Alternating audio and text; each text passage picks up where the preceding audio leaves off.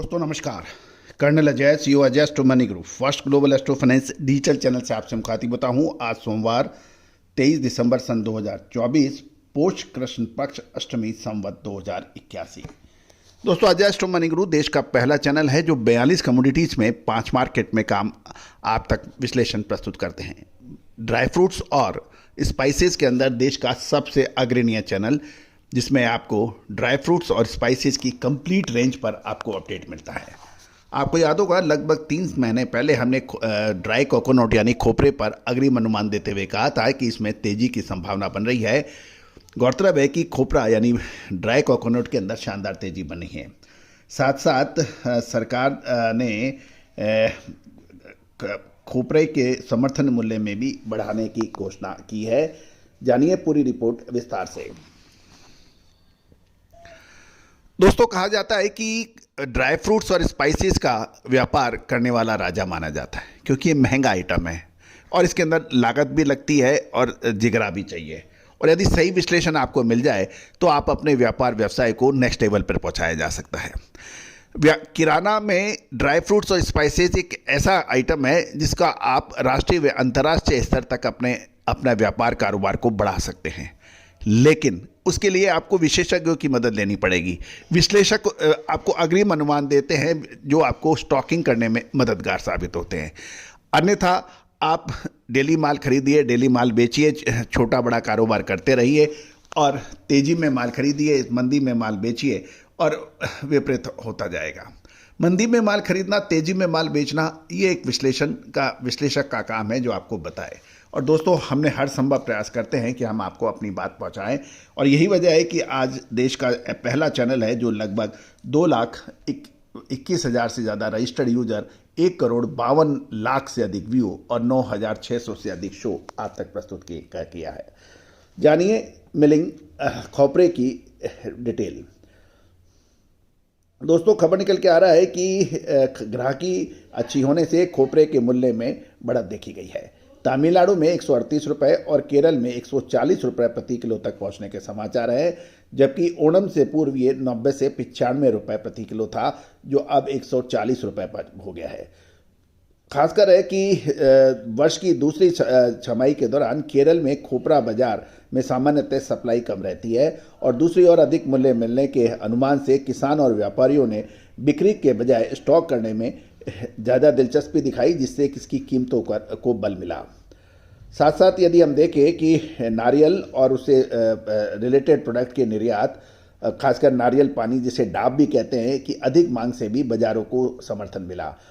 गौरतलब है कि पिछले 10 वर्षों में सरकार ने खोपरा के मूल्य को दुगने से अधिक की इसकी कीमतों में वृद्धि किया है। साल 2014-15 में मिलिंग खोपरे का न्यूनतम समर्थन मूल्य मात्र 5250 रुपये और बाल खोपरे का दाम 5500 रुपये प्रति क्विंटल निर्धारित किया हुआ था। अब इसके अंदर तेज बढ़त देखी गई है।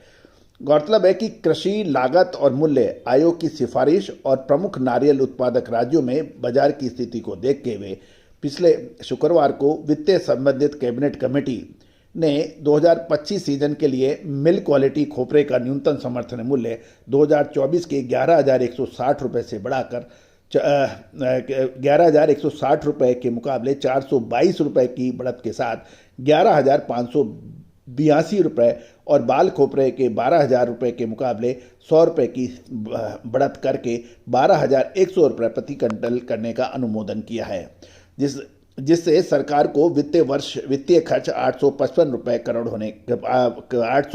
करोड़ का होने का अनुमान है। क्योंकि भारत के औद्योगिक संगठन सूत्रों को माने तो साल 2023-24 में तेल वर्ष नवंबर से दिसंबर में देश में खोपरे का उत्पादन अनुमानित 5 लाख टन का होने के समाचार हैं। गौरतलब है कि भारतीय राष्ट्रीय कृषि सहकारी विपणन संघ यानी नाफेड और राष्ट्रीय सहकारी उपभोक्ता परिसंघ यानी NCCF द्वारा खोपरा और बिना छिले हुए नारियल का न्यूनतम समर्थन मूल्य कम होने पर मूल्य समर्थन योजना जिसे PSS कहते हैं के तहत खरीदारी जारी रखी जाएगी। वर्तमान में 2024 सीजन में सरकार ने 1143 करोड़ मूल्य का 97,334 टन खोपरे की खरीदारी की है। गौरतलब है कि केरल तमिलनाडु में मिलिंग खोपरे के प्रमुख राज्य माने जाते हैं और कर्नाटक में का बाल खोपरे का प्रमुख उत्पादक राज्य माना जाता है। मिलिंग खोपरे का उपयोग खाद्य तेल निकालने के लिए होता है, जबकि बाल खोपरा का उपयोग किराना क्वालिटी खोपरे का सूखे मेवे और रिलीजियस एक्टिविटीज़ के लिए माना जाता है।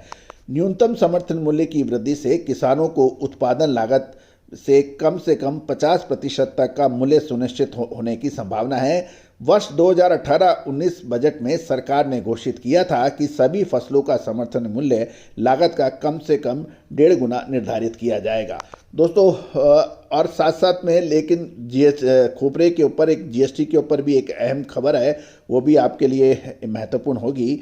खबर निकल के आ रही है कि सुप्रीम कोर्ट यानी उच्च न्यायालय ने कहा है कि छोटे पैक बोतल वाले खोपरा तेल के खाद्य तेल के रूप में श्रेणी में किया जाए और इसे 5% जीएसटी लागू किया जाए। लेकिन सुप्रीम कोर्ट ने ये भी स्पष्ट किया है कि अगर खोपरा का तेल छोटे बॉटल में पैक कर उसे हेयर ऑयल या बालों में लगाए जाने वाले तेल का लेबल लगाया जाता है तो उसे सेंट्रल एक्साइज टैरिफ एक्ट 1985 के तहत बालों में लगाए जाने वाले तेल के रूप में क्लासिफाइड कर 18% शुल्क लगाया जा सकेगा।